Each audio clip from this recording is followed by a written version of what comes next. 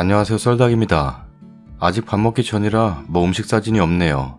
오, 뭐야? 호텔이야? 아니, 집이야. 썰다 호텔 가봤어? 호텔 수건이네. 글쎄, 가봤나? 모텔은? 구독하기 눌러주세요. 조금 있으면 결혼한 지 5개월 되는 사람입니다. 올해 2월부터 여동생이 병원에 입원해서 제가 일주일에 2, 3일씩 병간호를 했습니다. 동생 병간호를 하면서 임신한 지 1개월이 넘었다는 사실을 알게 되었는데, 그때부터 저희 신랑은 채팅으로 여자를 만나 2달간 바람을 폈습니다.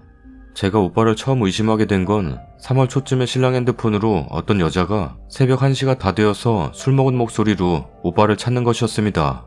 전 그냥 아는 동생인 줄 알고 오빠를 깨워 바꿔줬는데, 오빠는 전화번호를 보고 그냥 끊더니 하는 말이 그냥 아는 동생인데 나부터 돈 빌려달라고 자꾸 전화를 하네.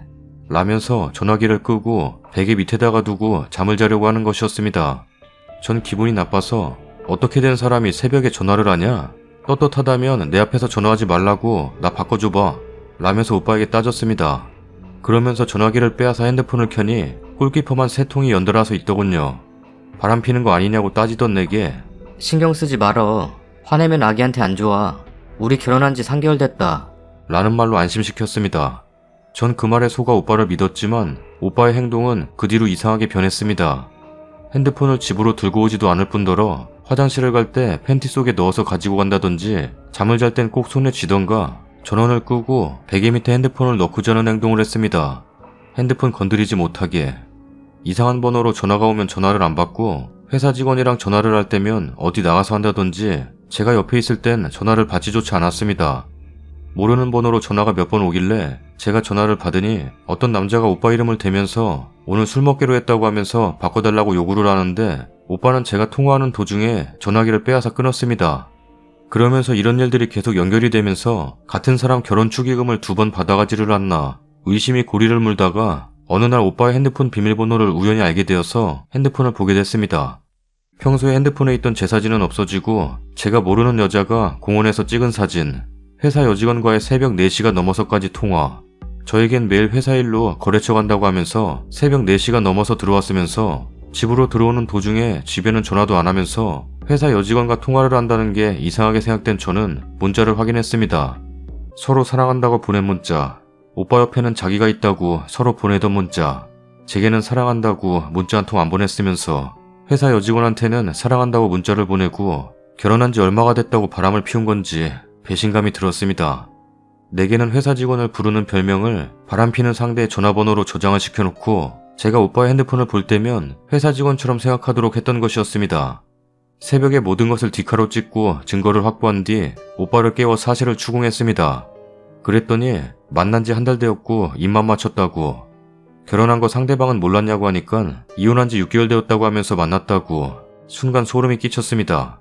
생활비가 모자라서 임신해서도 안 먹고 아껴서 기름값과 용돈 주고 우리 친정엄마한테 오빠 매일 밤늦게까지 일하니까 보약 지어달라고. 오빠 기름값과 용돈이 없어서 친정엄마한테 돈까지 빌려서 용돈과 기름을 대줬는데 모든 것들이 후회가 되었습니다. 친정엄마한테 알리고 그 여자가 엄마랑 만나 낮에 집에 와서 하는 소리는 더 억장이 무너지는 소리만 해댔습니다. 원래 우리의 결혼은 저희 집안에서 반대가 있었는데 오빠의 거짓말 때문이었습니다.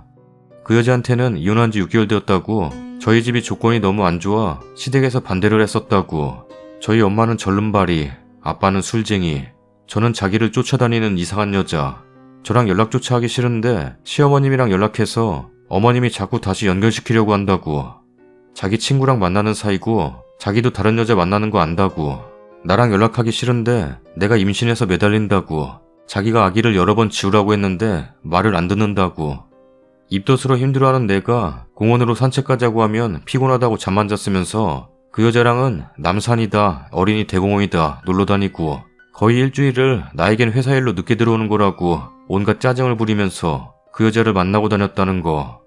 나에게 용돈을 받아 그 여자랑 여관을 가고 그 여자 부모님한테까지 인사드리고 나에겐 회사 일로 워크숍 간다고 돈 달라고 하면서 그 여자 친구들과 1박 2일로 여행 갈 계획까지 세웠다는 얘기를 들으니까 피가 거꾸로 솟았습니다. 나한테 바람 피운 것을 들켰을 때 나한테 한 말과는 다르게 그 여자와는 카톡으로 사랑을 속삭이고 그러한 얘기와 모든 것을 본 저는 어이가 없어서 기가 막혔습니다. 그 여자가 한 말이 제게 더 충격적이었습니다. 나는 결혼 전제로 만났어요. 오빠가 저보고 아기도 갖자고 했어요. 그쪽은 애 낳을 거예요? 오빠 같은 사람이 또 세상에 나오는 게 무서우니까 지워요. 라는 식으로 말하고 친정엄마한테는 딸 인생 생각한다면 아기 지우고 홀로서기를 시키세요. 라고 했습니다. 그래서 엄마가 저랑 오빠랑 이혼하면 계속 만날 생각이냐고 물으니까 머리로는 헤어져야 한다고 생각하면서도 마음으로는 안 됐네요. 아무래도 만날 것 같아요. 라고 말했습니다. 나랑 헤어지면 만난다는 뜻이겠죠. 일주일이 지난 오늘 생각해도 어이가 없네요. 저 이제 결혼한 지 5개월, 임신 4개월이 조금 지났는데 결혼 전에도 헤어지려고 할 때마다 자기만 믿고 따라오라고 했던 사람이 결혼한 지 3개월 만에 다른 여자랑 바람나고 그 여자의 조건이 너무 마음에 든다고 했다는 말, 모든 것들이 저를 힘들게 하네요. 오빠와 그 여자의 거짓말들, 나에게 한 말 다르고 우리 엄마에게 한 말 다른 여자, 나의 상황을 묻기 위해 우리 엄마한테 전화해서 울던 여자, 자기는 처녀성까지 줬다고 오빠 몇 번 안 만나서 잠자리를 가지게 되었답니다. 처녀성이라면 만난 지 몇 번 되지도 않는 남자한테 줄 수가 있나요? 26년 동안 지켜온 건데요. 술 취한 자기를 오빠가 건드렸다고. 오빠의 말로는 그 여자가 술 먹고 자기 집 앞까지 길도 안내를 했다고 하네요. 그 여자 집까지 데려다주는 동안에 편의점에서 커피까지 먹으면서 자기 발로 당당히 들어갔다고. 자고 나서도 처녀인 줄 몰랐다고. 나중에 나한테 미안해서 헤어지자고 하니까 그 여자가 자기가 처녀였다고 매달리더라고. 어떤 말을 들어야 하는지. 오빠가 먼저 건드렸다는 얘기는 오빠 말이 맞는 것 같아요. 그 여자가 나한테 한 얘기랑 우리 엄마한테 한 얘기랑 너무 다르거든요. 어쨌든 두 사람 다 치가 떨리게 무섭네요. 화요일날 오빠가 각서를 써서 공증을 받아왔습니다. 다시 한번 바람을 피우면 최소한 5억의 위자료를 주겠다는 각서. 하지만 지금 심정은 오빠를 용서하고 다시 아기를 보고 잘 살아야 하나, 아니면 이혼하고 새로운 삶을 찾아야 하나 고민되네요. 집에선 이혼하라고 난리입니다. 어떻게 해야 할지 정말 답답하네요. 님들이라면 어떻게 하실 건가요? 의견을 듣고 싶네요. 댓글입니다. 제정신으로 하시는 소리입니까? 남편이란 작자 싹수가 노랗구만. 지금에서라도 알게 되어서 그나마 다행이라고 생각하는데 님은 바람피는 남자인가 보죠? 어이가 없어 기가 막히고 코가 막히네요. 글쓴님은 어떻게 하시냐면요. 모질게 맘먹으시고 남편분 고소해서 최대한 위자료 받아내시고 다시 새 인생 사세요.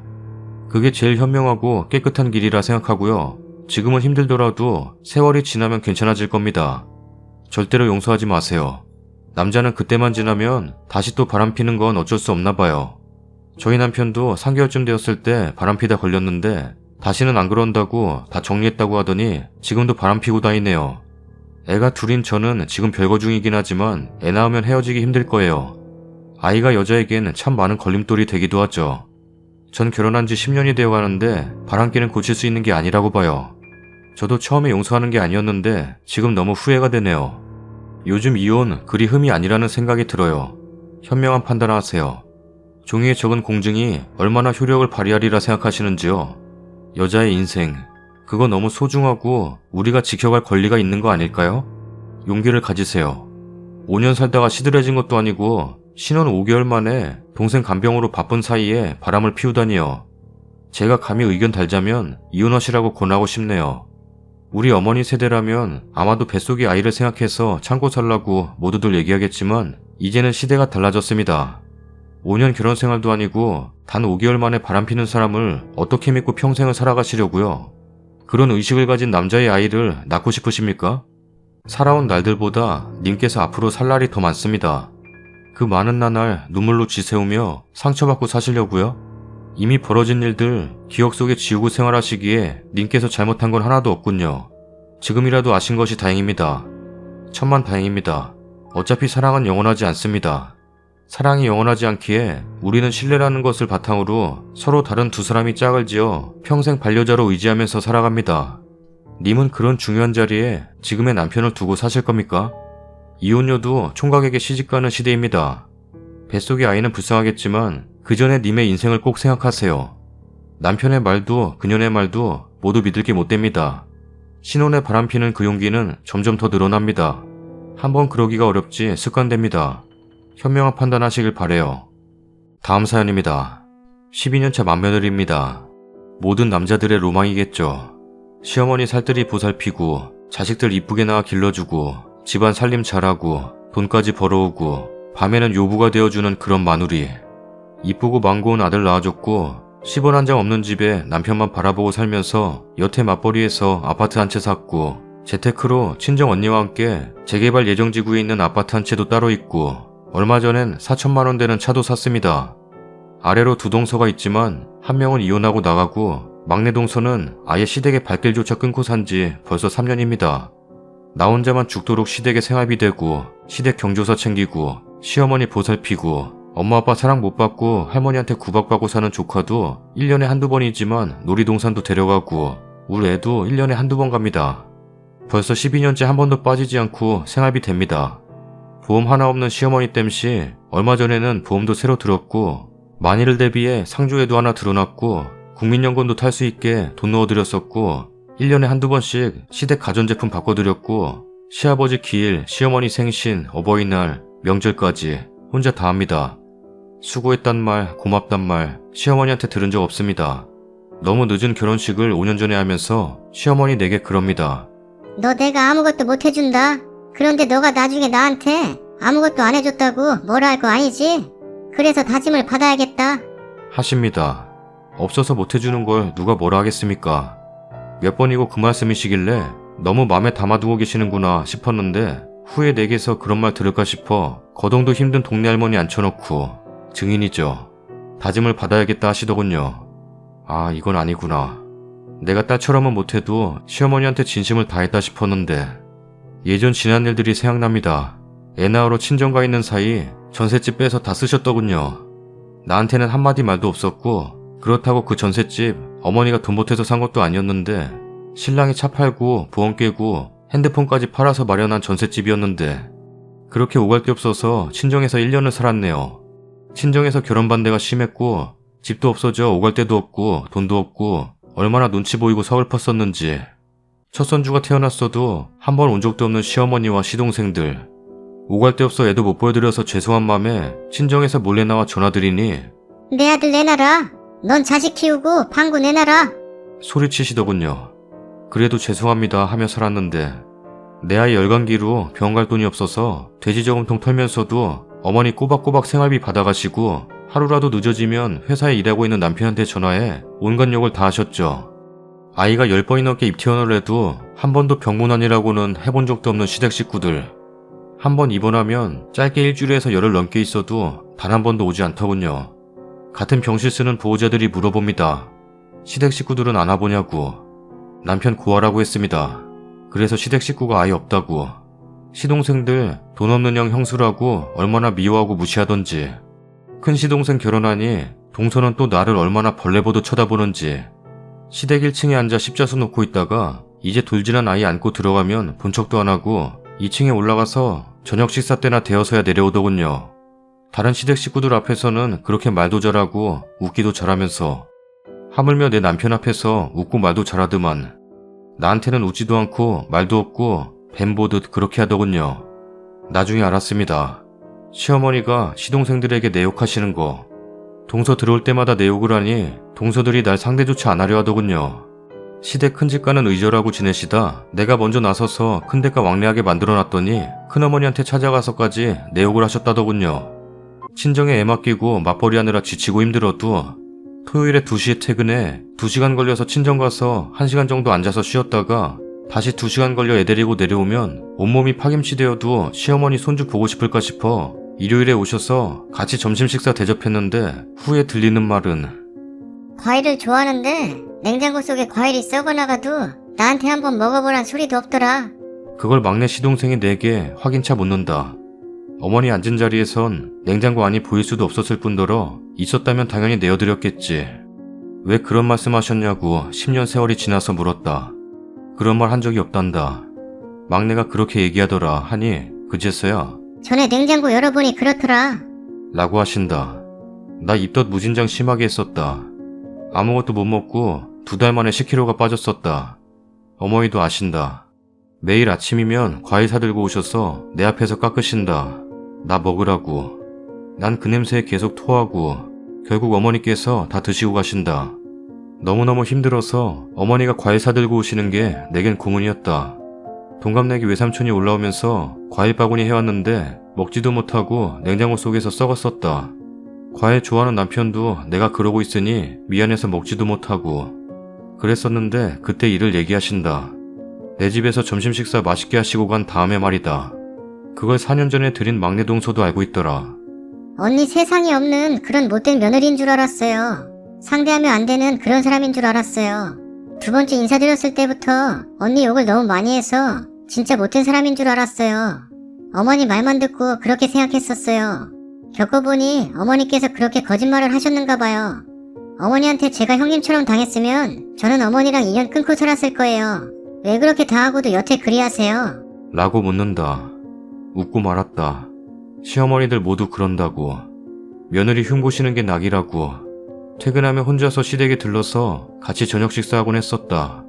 나한테 그러신다. 꼭 맞으라고 부모 모시라는 법이 있냐? 마음에 드는 자식이랑 사는 거지? 나도 막내 며느리였지만 시어머니 모시고 살았다. 라고 하신다. 내가 싫으신가 보구나 했었다.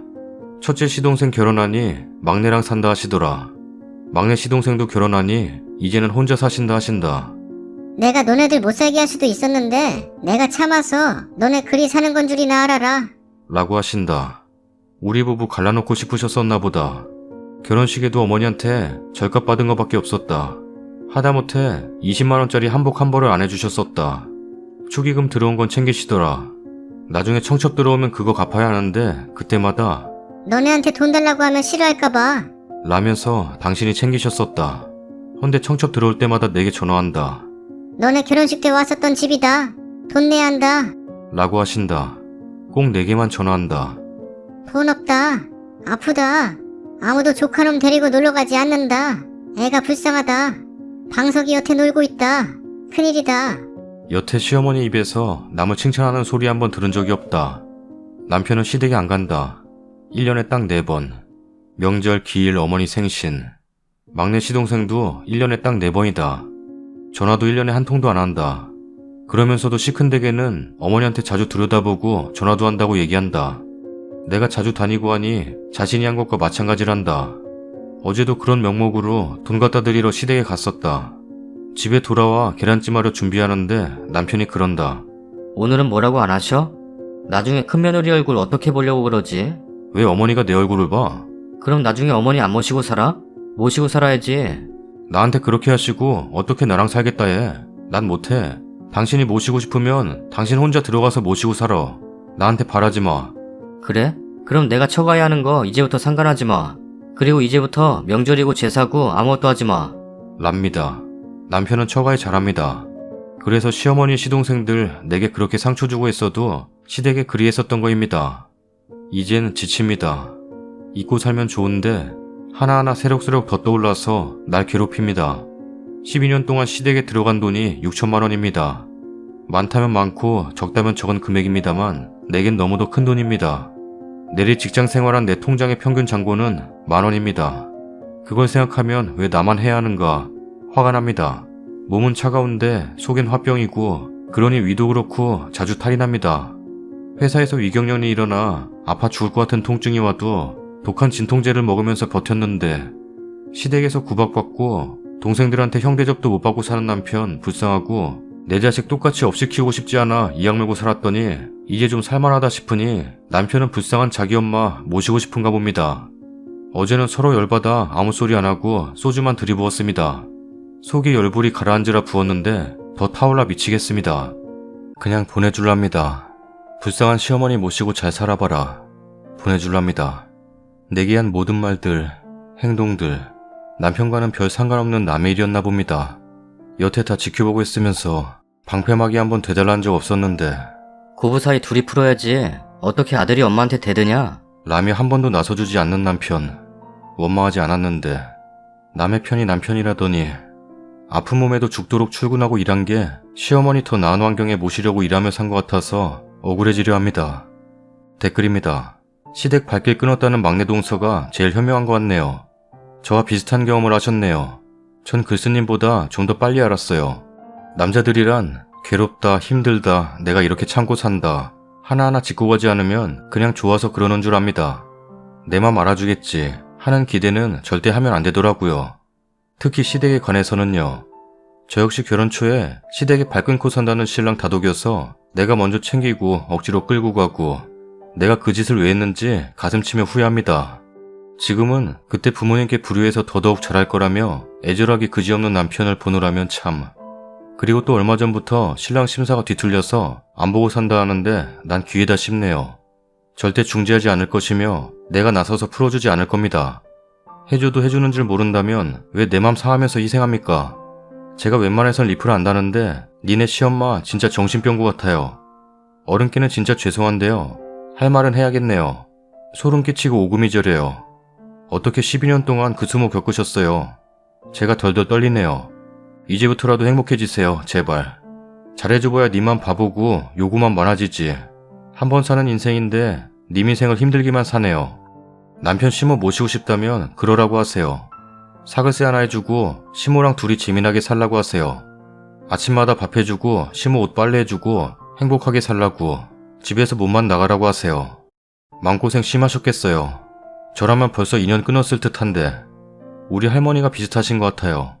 우리 할머니 하도 며느리 흉보고 하셔서 첫째 며느리네는 아예 2년 끊기고 얼마나 할머니가 미우면 할머니 아주 가끔 오셔도 첫째 며느리 한겨울에도 난방 안 해준다는, 둘째 며느리네는 할머니 때문에 이혼하고 막내 며느리는 그 착하신 분이 최근에 2년 끊었다는, 아들들은 대부분 곁에서 봐왔기 때문에 그걸 아는지 자기 어머니인데도 멀리하게 되더군요. 근데 남편분이 좀 이상한 것 같네요. 그렇게 자기 부인이 시달리는 걸 알 텐데 그러실까? 제 생각엔 구제불능이네요. 그냥 시엄마 모시고 살라고 하세요. 같이 살다 보면 자기도 느끼는 게 있겠죠. 대부분 이런 시엄마들은 상황 파악 못하고 입만 나불대다 스스로 망하더군요. 한번 지켜보세요. 님 남편 진짜 뭡니까? 시어머니가 막내 동서에겐 님처럼 지금은 못할 거 아닙니까? 남편만 님 편이 되어준다면 시어머니께서 그리는 못하실 텐데 저희 시어머니도 그러시더군요. 나 너한테 아무것도 줄 거 없지만 너 나한테 잘해야 한다. 라고 하시기에 저 그랬습니다. 어머님께서 저한테 주실 게 왜 없으세요? 마음을 주시면 되잖아요. 제 마음 좀 편안하게 해주시고 어머님께서 제게 마음으로 잘해주시면 돼요. 그게 제가 어머님께 바라는 거예요. 제가 언제 어머님께 금가락지 하나 바라던가요? 제가 그런 거 바라보고 어머님께 용돈임에 보내드렸던 것 같아요? 어머님께서 엄청 부자라서 제가 받을 게 많으면 효부가 될 것 같으세요? 저는 아닌데. 어머님께서 아무리 부자라고 해도 제 마음이 불편하고 어머님이 미우면 못해요. 그 뒤로 저희 시어머니 저한테 함부로 못하십니다. 다음 사연입니다. 결혼한 지 1년 된 새댁입니다. 요즘 김장철이라 그런지 김장에 관련된 에피소드가 많이 올라오네요. 저도 최근 좀 특이한 경험을 해서 써봅니다. 얼마 전에 시댁에서 김장을 한다기에 저는 하루 전날 내려가서 어머니랑 무채 써는 것부터 도왔습니다. 신랑은 출장 중이라서 저 혼자만 갔어요.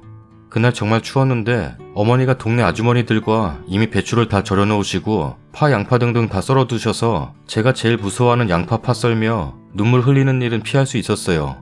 시부모님이 자그마하게 농가 밭을 일구시는데 대부분 자식들 주려고 농사 지으시는 거라 김치 담은 거 가져간다든지 채소나 쌀 가져가려면 돈을 좀 드려요.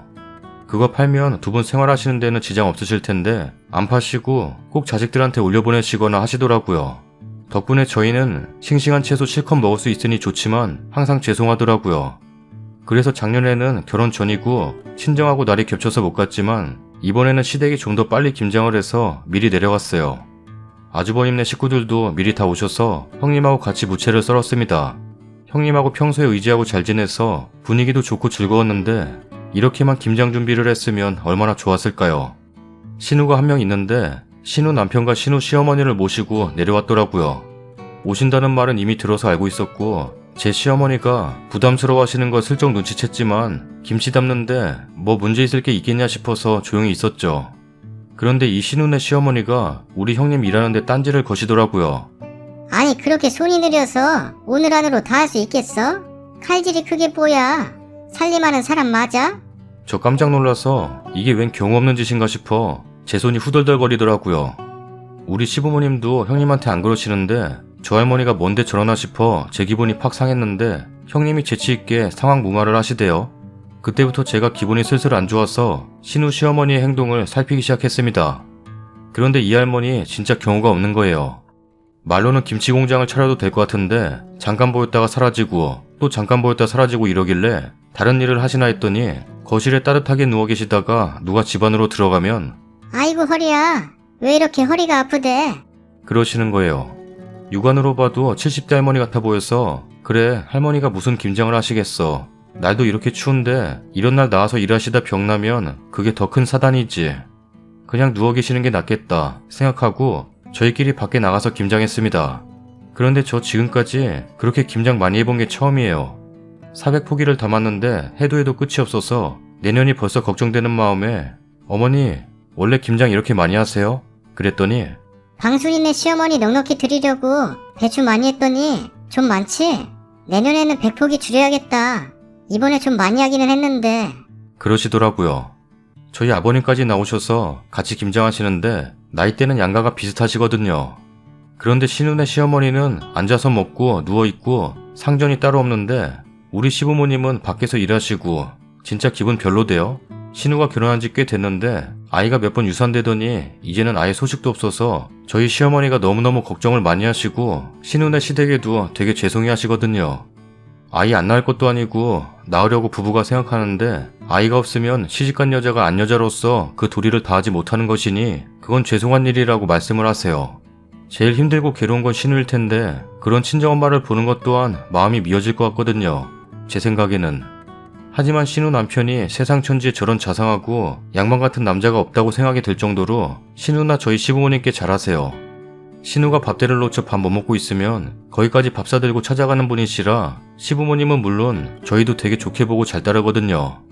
그래서 때론 저렇게 둘이 좋은데 둘이서만 행복하게 살아도 그만 아닐까 하는 생각도 하지만 신우는 아이를 무척 원합니다. 그래서 저희 어머니께서 신우의 시댁 눈치를 보는 것 같아요. 동네 아주머니들이 김장을 도와주시는데 이 할머니 나오셔서 김장 먹음직스럽게 담지를 못하네. 라면서 한 아주머니를 타박하시네요. 어처구니가 없는지 그 아주머니가 쳐다도 안 보고 퉁명스럽게 말하니까 깨갱해서 방으로 들어가시고 김장 다 담고 뒤처리하고 있으니까 나오셔서 여기도 깨끗이 하고 저기도 깨끗이 해. 라면서 손가락으로 지시하고 김치 나눠 담는데 자기네 거가 적어 보였는지 신우한테 그거 담아서 누가 먹냐? 더 담아라. 이러시면서 마트에서 사면 비싸다. 무 좀 뽑아라. 라면서 무 다 뽑아가지고 그 무는 누가 뽑았게요? 당연히 저희죠. 거기까지만 하면 다행이게요. 방구야, 방순이한테 전화해라. 김치 보내준다고. 헐, 나 지금 임신 6개월인데 그 집 딸내미 줄 김치 담은 거야? 맙소사. 저희 아버님 날 추운데 들어가 있으라고 하시는 거 두 분 다 허리 디스크 있으신데 고생하시는 게 안쓰러워서 안 들어가고 끝까지 김장했습니다. 그리고 신우도 그렇고 신우 남편, 저희 형님, 아주버님 코 빨개져서 너무 열심히 하셨고 또 식구들끼리 하니까 재미도 있고 해서 같이 동참하고 싶어 했는데 남의 집 그렇게 퍼다 줄 거였으면 그냥 들어가실 걸 그랬나 봐요.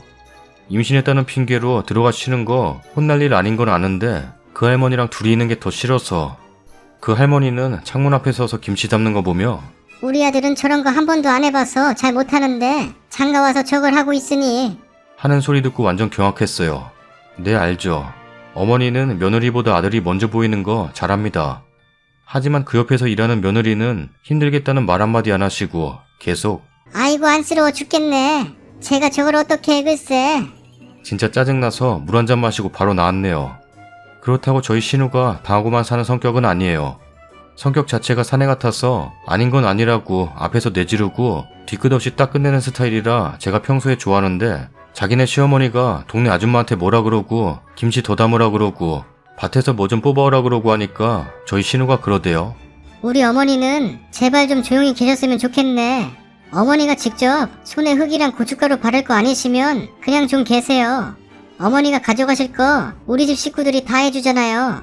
그럼 그냥 해주는 대로 가져가시면 안 되겠어요? 어머니 그냥 계셔도 내가 다 챙겨서 해드리잖아. 물론 화내면서 말한 게 아니라 웃으면서 화통하게 말했죠. 원래 스타일이 그래요. 그렇게 말하니까 또 조용하게 계시더라고요. 저희 신우니까 저렇게 넘기지 저 같으면 진짜 속병 나서 신랑하고 못 산다고 이혼하자는 소리 나올 것 같아요. 그 할머니가 김치며 채소며 휘슬고 가니까 집에 남아있는 게 없네요. 게다가 저희 어머니는 김치에 고춧가루 너무 많이 안 넣으시는데 그 할머니는 고춧가루가 많이 들어가 빨개야 맛있지. 팍팍 넣어. 라고 했다네요. 그 고춧가루 그럼 직접 사오시던지. 하루 그렇게 신경 쓰며 시달렸더니 힘이 다 빠져서 그날 신랑한테 다 말했습니다. 신우네 시어머니 그런 스타일인 거 알았냐고. 신우가 시어머니 말 맞받아치는 게 세니까 저 정도지, 신우가 맨날 깨갱깨갱 했으면 못 산다 소리 100번도 더 나왔을 것 같다고. 어머님 아버님 신경 많이 쓰시던데 차라리 안 오시는 게 두 집안 사이에 더 좋을 것 같으니까 여보가 잘 좀 말해보라고. 김치를 이렇게나 많이 가져갔는데 돈이나 주고 갔나 모르겠다고. 20만원 주고 가셨다네요. 20만원. 김장 담은 거 못해도 100포기 이상은 가져갔을 텐데 20만원? 진짜 이건 사람 무시하는 거란 생각밖에 안 들어서 화가 나더라고요. 절임 배추 몇 포기만 사도 20만원이 넘을 텐데 배추김치뿐만 아니라 다른 김치 담은 것도 종류별로 다 몇 통씩 가져가고선 20만원? 재미 붙이셔서 내년에 또 온다고 하실 것 같아요. 신랑이 신우한테 말을 했나는 모르겠지만 가겠다는 시어머니를 못 가게 하는 신우 입장도 참 난처할 것 같기는 해요. 하지만 그 할머니 일 다시는 안 해주고 싶어요 진짜. 댓글입니다. 어이없어 웃음만 나네요. 임신 6개월에 저 일을 다 했어요? 아이고 뱃속 애도 좀 챙기시지. 신우 유산하고 애 안 들어서는 원인 덩어리가 저기 있네요. 신우네 시모가 세상을 하직해야 애가 들어서겠네요. 노인네 세상에 민폐 고만 끼치시길. 에고 님네 시댁이랑 님 천사네요. 못된 사돈 할망구 같은 일하고. 내년엔 화통한 신우이 선에서 자르라고 하세요. 진짜 신우 불쌍하고 시모랑 님도 불쌍하고 신우의 시모가 참 노망이 났네요. 저런 늙은이들은 어디서 꾸역꾸역 기어나오는지. 개념이고 경우가 없는 시모들 보면 초기 치매가 아닌가 싶을 때가 많아요.